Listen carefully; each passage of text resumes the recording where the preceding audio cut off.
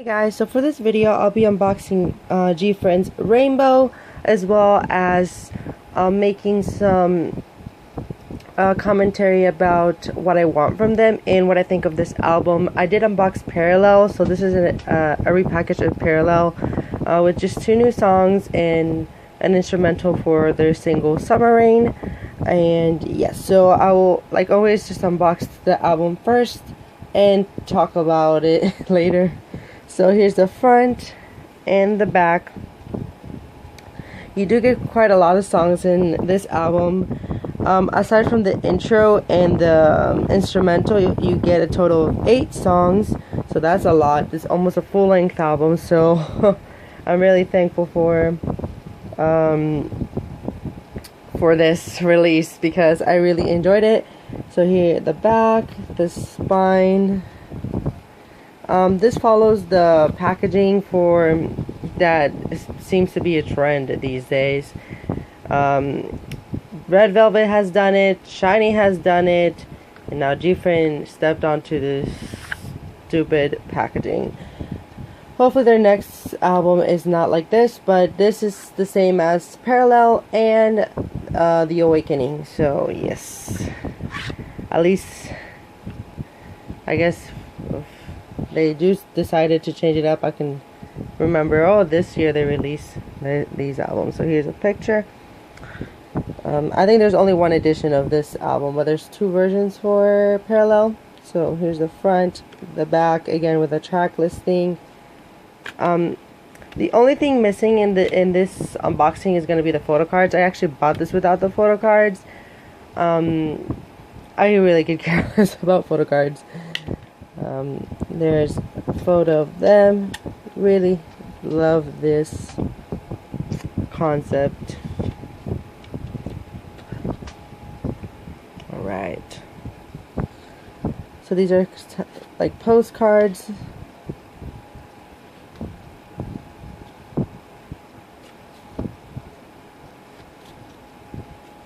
I love this style. I don't know why. It just fits them so well. So yeah, little postcards for this, so that's always nice. But I really just dislike this packaging, to be completely honest. It's just a hassle to put these things back inside. As you can tell, I'm trying to put them back in here, and one of them did not go inside. So as you can tell, it's not very logical because these postcards can go all the way to the back of the slip, so that it can't close. But this is just a regular jewel case.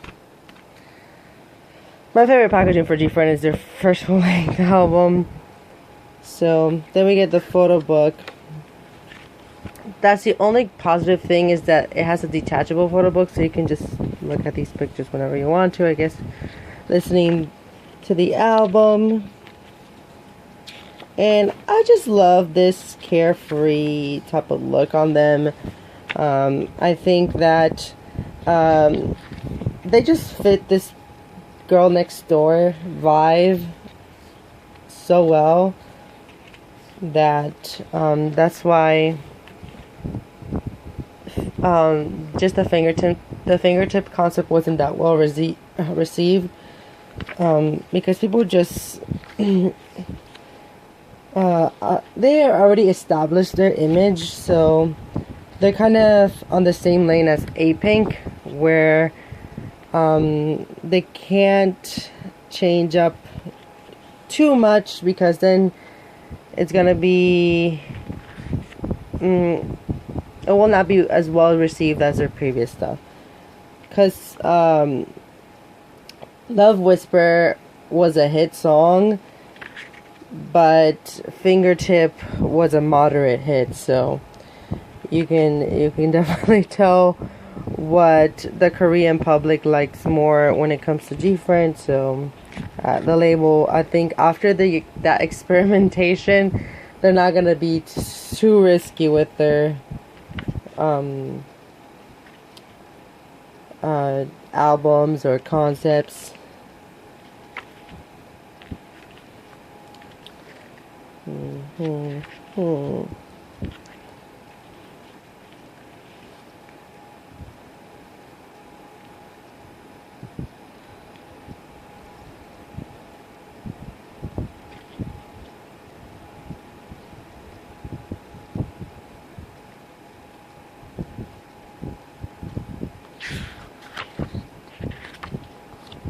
then the back. So that's it for this photo book.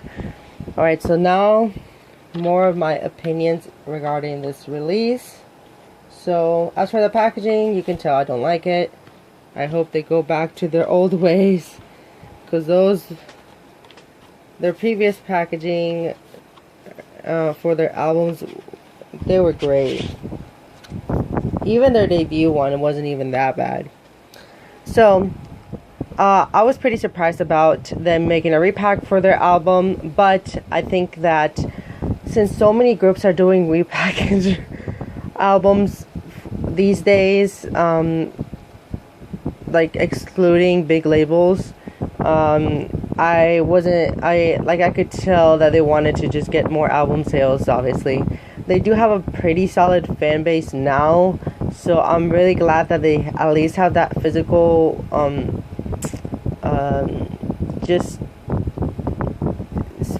solid physical sales when it comes to their releases. So that keeps my faith in them being able to last a few more years. In worst case scenario that the singles are not received well, at least the fans are going to buy the albums. Alright, so kind of talking about the new tracks in this album overall. So this is an actual good repackage. I just unboxed Taemin's Moving, which is a repack of Move, which is his second full-length album, and those songs did not fit entirely well in that album. It just seemed like they were just randomly put into that album. That's not the case for this release. Summer Rain is another version of Love's Whisper, but a depressing version, and I like that it fits the theme of the album title, which is parallel. So it's a parallel between that bright, cute concept with this more mature, a little bit melancholy type of vibe, which is basically describes Summer Rain, and the music video is pretty depressing as well, but it's a really good song. Depends on my mood on which songs I would rather listen to. If I'm feeling more of just calm, I listen to Summer Rain, but if I'm like upbeat and want to like just dance in my room, I'm going to listen to Love Whisper. So just a really great juxtaposition between the two, and if it's with the concept of this album. The other track, Rainbow, oh my goodness, this deserves a music video. It's a Gfriend song. The best way to describe it, it's a Gfriend song. A lot of other girl groups are trying to mimic their sound, but I don't know, when it comes to this type of vibe and genre of music within K-pop, Gfriend is phenomenal. Like, I don't think they're like at the very, very top. And yes, so Rainbow deserves a lot more love. It's just addicting to listen to. I love the chorus for it, and it's a pretty positive song as well. So I really enjoyed that track. And as for the other tracks, I guess I'll mention this. I don't know if I get to talk too much about it in my unboxing for Parallel.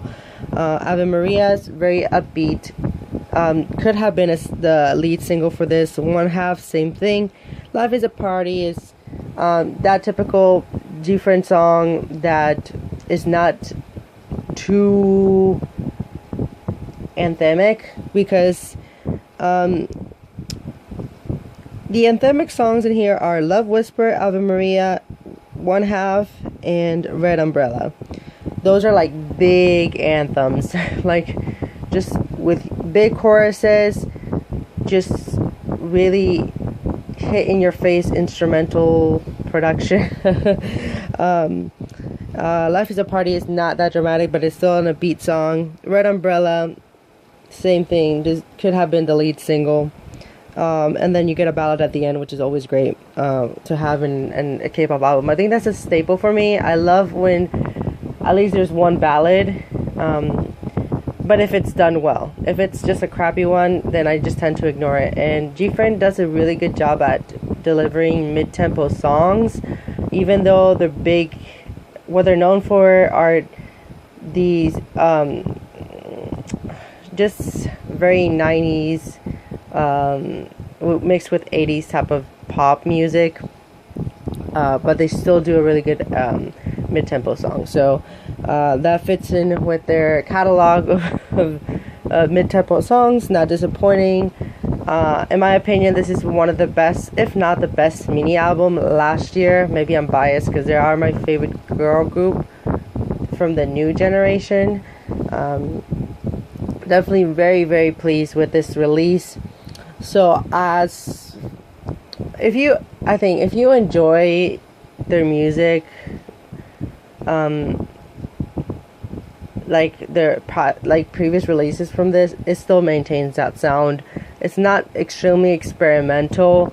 It sticks with their vibes. So it's like the same thing with Monster X that they've always come back with. They still have that type of vibe. They don't completely change it, which could be a very good thing as well. And then what I want from them. So now we're in the new year. I want a full-length album with a repack, and then they can go to rest and just chill, because they've been on a big just promotion cycle for the past, since they debuted. We have gotten 2 comebacks per year, technically 3 last year. And then I hope that they get back to their popularity in 2016. Like, they were unstoppable during the Rough and Navilera days. Like, they were hitting it pretty big. So I hope that they can jump back to that status. I don't want it to be like their peak, because I know every group has their peak, but I think it's too early to have a peak. For instance, Twice is still like on their,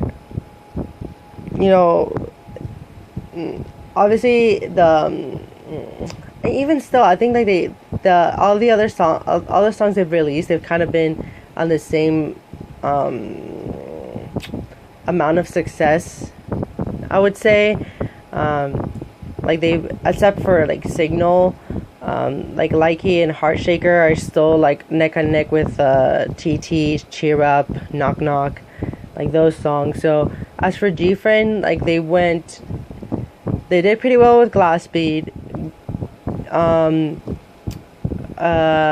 What's it called? Me Gustas 2 was a huge sleeper hit.